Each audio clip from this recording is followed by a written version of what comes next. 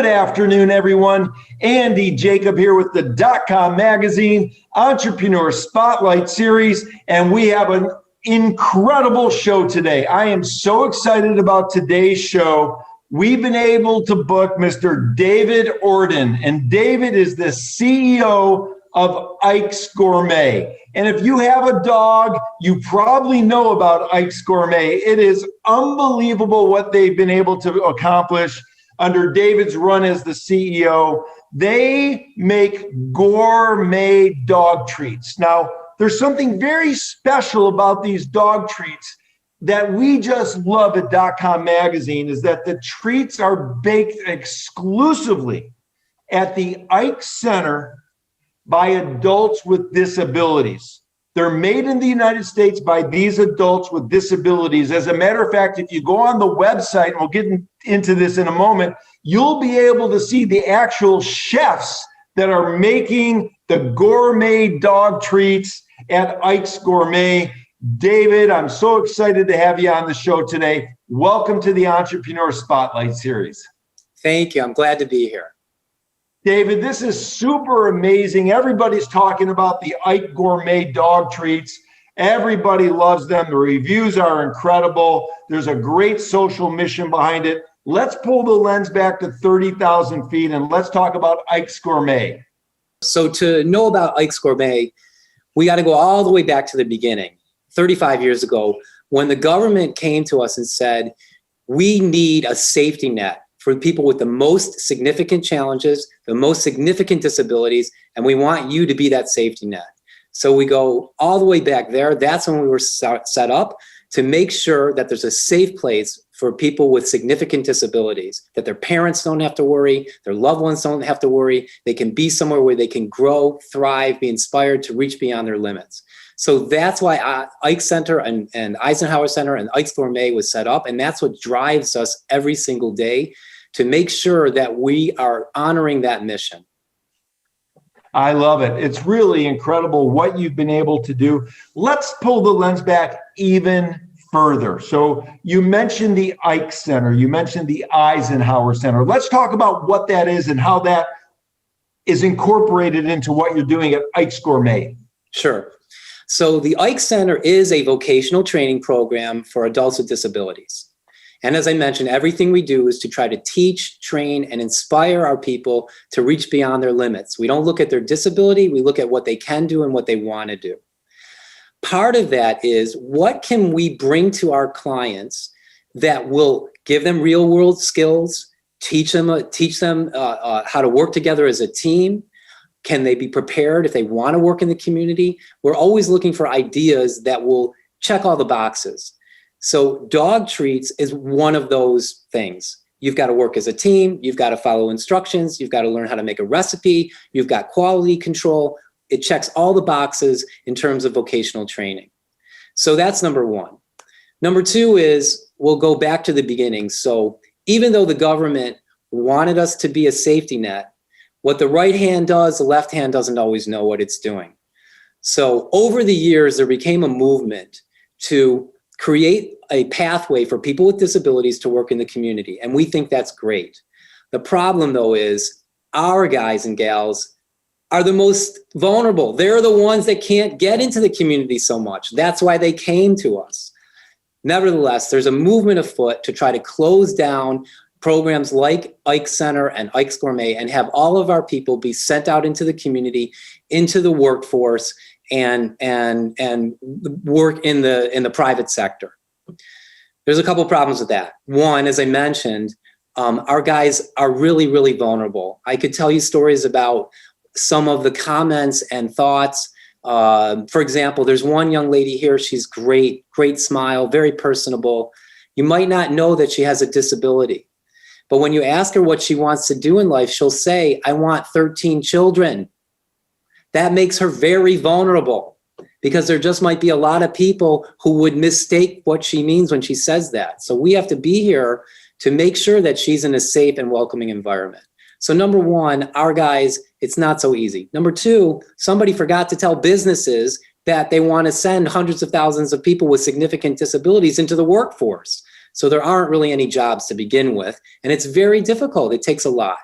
So those two problems, the push to close programs like Ike Center and the lack of ability and capability and capacity really in the private sector to absorb hundreds of thousands of people, led to this perfect storm where I decided one day, you know what, we have to become independent of the need for government funding.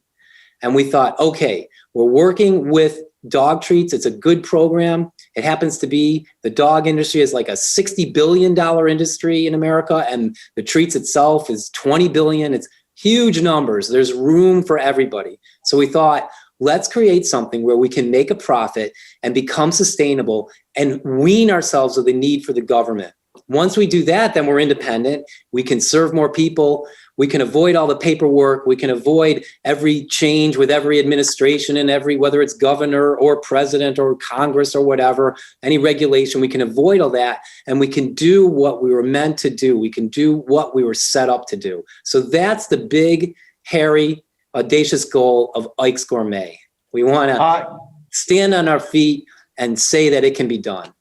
I love it. And you're doing it, David. And under your leadership, obviously, it's going to keep going very, very well. One thing that I love and one thing that is just so refreshing and great to hear from you, David, is you call them our guys. And that is such an endearing kind of a terminology to use for these people, the adults with disabilities that are actually learning this vocational training and learning how to make the dog treats that are going out into the community and getting rave reviews, and people absolutely love them.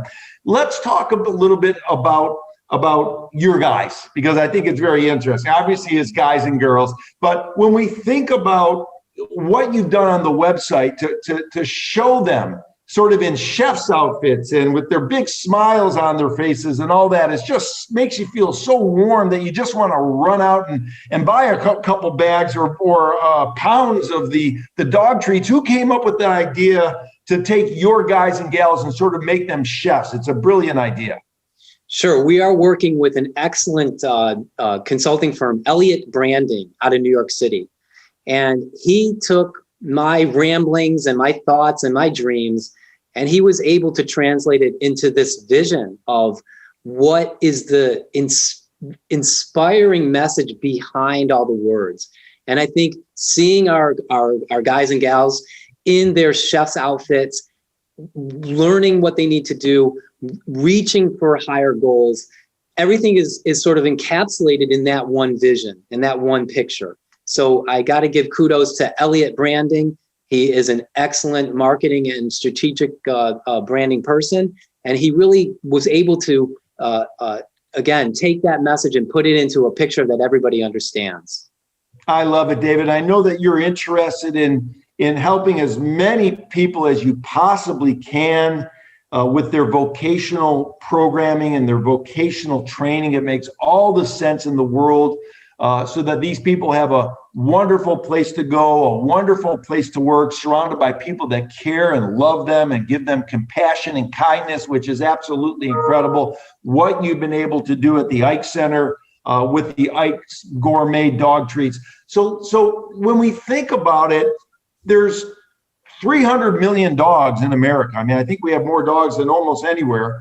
And all of them should be really munching on Ike's Gourmet treats. So when we think about it, how big and how many people can you get under your umbrella if we think about this in terms of how many dogs and dog treats are sold in America and maybe throughout the world? Do you have more capacity to bring on more people with disabilities to help them learn this very important vocational training that you're offering?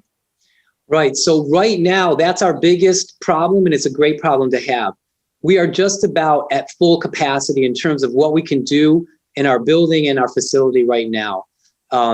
We have about 100 clients at any one time during the week. 20 or 30 are cycling through and being able to participate in the bakery, part of what we do. I would easily like to double and triple that number, 100, 200, 300 people here. That would be great. And right now, what we're trying to do is build a professional level kitchen, a bakery, a training bakery, accessible, of course, a training bakery, and commercial sized kitchen that will allow us to increase our capacity. The only thing stopping us right now is that. because I think we've got a good message. We've got great people. We've got excellent marketing. The message, you can't do better than that. I mean, you cannot do better than people with disabilities making dog treats for people that want to, they're going to spend money anyway. They're going to buy dog treats anyway. They might as well do it for people that are really benefiting. So the one piece of the puzzle now, which is a part of our natural growth and a great problem to have, is what can we do to build that commercial bakery that can be a model too for other bakeries out there for people with disabilities. So we really want to get to the point where we can have that facility in place, but that's basically our main challenge right now, capacity building. I think that's remarkable what you're doing. And again, you just mentioned the people who are the chefs, who are your guys, and you just mentioned also that they're your clients.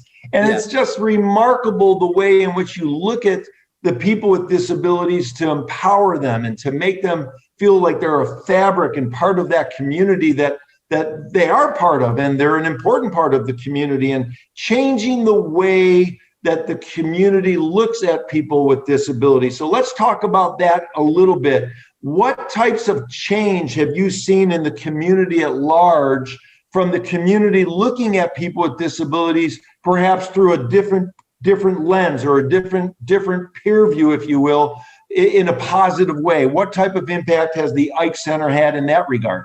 Sure.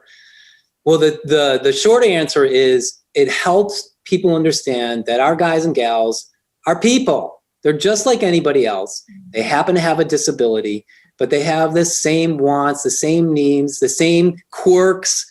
They all have their own quirks too, just like you and me. They're people. So one of the interesting things that happened a couple years ago is that there was a feature-length film that debuted all over the world, really, and got tremendous reviews at Cannes Art Movie Festival, etc. And it was a film that had Ike Center and our clients as characters, as actors in the movie, but not from the point of view of looking down or even helping them per se to be better, but just that this is who they were and this is their life. And so one of the amazing things that came out of the movie is that they just were who they were. Steve, to you and me, for example, one of the guys who he got on the poster and he was like a major part in the film. So to you and I, when we might first meet Steve, we see the disability, we see his limitations. But in the movie, it's just Steve. He's just another one of the guys. And that is really who he is. And there were other of our clients who had parts in the movie. And so that was one of the things that I think broke some ground, that got it out there. It was taking a look without rose-colored glasses and without dark-colored glasses, but just seeing, hey, they're just people. And if you treat them with respect and you take them who they are and you welcome them as anybody that you would meet, you find out that, oh, this is really different than I ever thought. They're great. These are great. What's not to love? What's not to love? I love it. And from my perspective, what you're doing, is you're taking adults that traditionally have been looked at as someone with a disability, and what you're doing is you're making them an adult with an ability. So they have an ability, and it's just incredible that you're offering this opportunity for them to have an ability to give back. So when we think about expanding, David, and we think about sort of, you're going to build this new kitchen and you're going to, perhaps have not only 100 clients coming to help, or, what you call your guys and gals, or your chefs, if you will, but you'll get up to 300 of those people that you're helping out. If we were to sort of extrapolate this out, is there a time where you see perhaps maybe we have 2 or 3 or 4 or even 5 or more of these big sort of kitchens with vocational training in different parts of the country or regionally, so that you can impact even more people? That's a good question. First I want to go back to the number, the 300. One of the challenges in the overall disability community and the service community is that programs like Ike Center are closing down. COVID made a big impact. A lot of places were not able to survive, or they chose to move on, because we really are specialized, and the disability service community has a lot of facets to it. So when I say 300, it's because, for example, in Milwaukee, where we are, I know that we are not reaching everybody we could reach. So the idea of expanding is, who is out there that's not getting service properly, they're not people of means. A lot of people are struggling financially, are on government assistance to begin with. They are the last person on the pole, so to speak, the last one. And the first one's always to forget when it comes to funding. So that number of the 300 is that I know that there's more out there, and it's just sort of how much can we put in our building and what do we have to do? In terms of expanding, the good news is we're on a street that's got a whole row of big buildings. So who knows, maybe one day we'll just keep buying up the buildings next door and continuing to expand.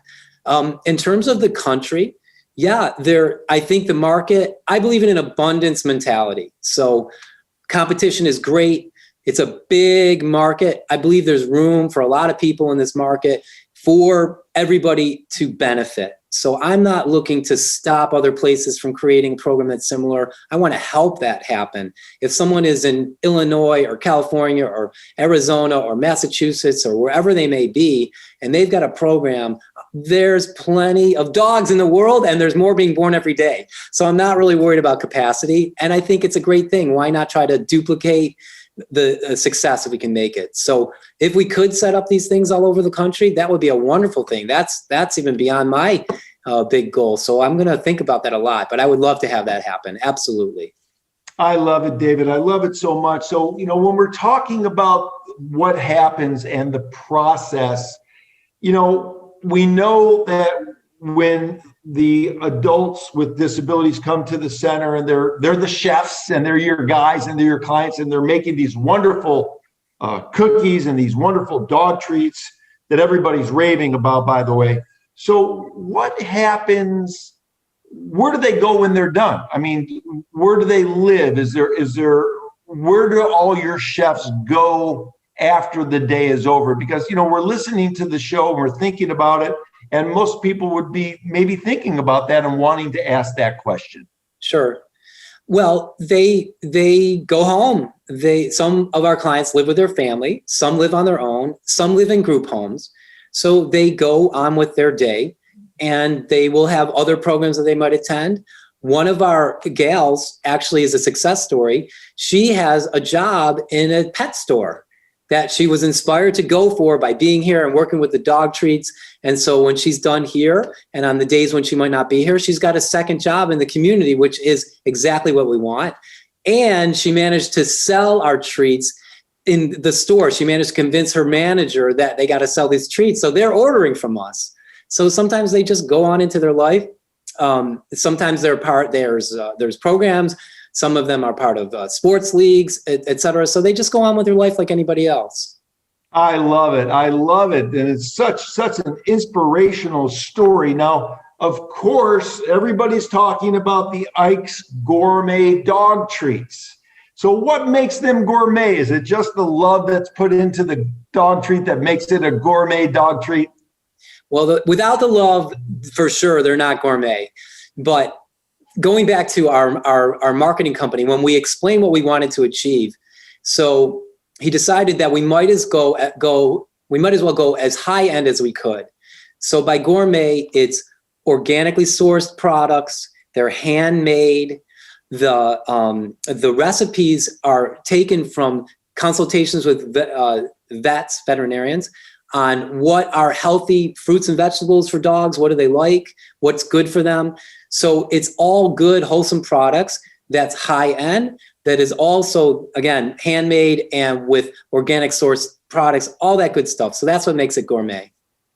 I love it. And obviously it's that little touch of love that goes into every single biscuit, every single treat that really makes it such a beautiful thing. I'm going to run out after the show, and I'm going on the website, and I'm going to buy some treats for my little Louie, my little dog. And I can totally see why this is so amazing for the customers, because we are going to know that we're going to go into that bag of treats, And we're going to pull something out that was handmade by somebody with a lot of love, in a very meaningful way, someone that is an adult with a disability. They actually touch that biscuit, and we're going to touch that biscuit as well. And we're going to get that energy flow, if you will, or that blessing from holding it. And then we take that treat and we provide it to our dog that we love as well. And it's sort of like this wonderful circle that you've been able to complete with what you're doing over at Ike's. It's just incredible.